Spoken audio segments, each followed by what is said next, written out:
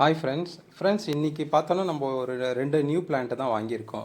இப்போ ரோஸும் வாங்கியிருக்கேன், அதுக்கப்புறம் பார்த்தீங்கன்னா செம்பருத்தி அதை பிளான்ட் வாங்கியிருக்கேன். இப்போ பார்த்தீங்கன்னா இப்போ 2 டேஸ் வந்து நம்மக்கிட்ட தான் இருக்கும், அதுக்கப்புறம் வந்து பாட் பண்ணிடுவேன்.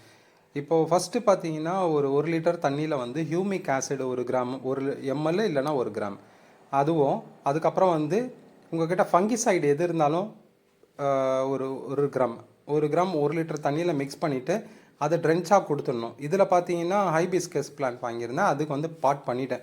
ஏன்னா அது நார்மலாக வளரும், அதுக்காக வந்து நார்மலாக நான் வந்து செம்மண் கொஞ்சமாக சாண்டு போட்டு நான் பாட் பண்ணிட்டேன். இதுக்கு பார்த்தீங்கன்னாலும் அதே தான், 1 கிராம் ஹியூமிக் ஆசிடும் 1 கிராம் ஃபங்கிசைடு உங்கள்கிட்ட எது இருந்தாலும் ஓகே. நான் வந்து ரெடோமில் கோல்டு யூஸ் பண்ணிகிட்ருக்கேன், சரிங்களா.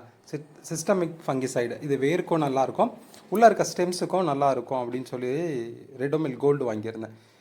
அதுக்கப்புறம் பார்த்தீங்கன்னா தண்ணி நல்லா ஸ்ப்ரே பண்ணி விட்டுடலாம். அதுக்கப்புறம் ஃபங்கிசைடு போட்டு கூட நீங்கள் ஸ்ப்ரே பண்ணலாம், இல்லைனா வெறும் தண்ணியும் நீங்கள் ஸ்ப்ரே பண்ணி விட்டுடலாம்.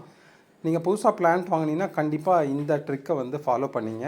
அப்படியே பிளான்ட் எடுத்து நீங்கள் அப்படியே வச்சிடாதீங்க. நீங்கள் ஃபங்கிசைடும் கண்டிப்பாக ஹியூமிக் ஆசிட் ஒரு கிராமும் 1 லிட்டர் தண்ணியில் மிக்ஸ் பண்ணிவிட்டு கொடுங்க.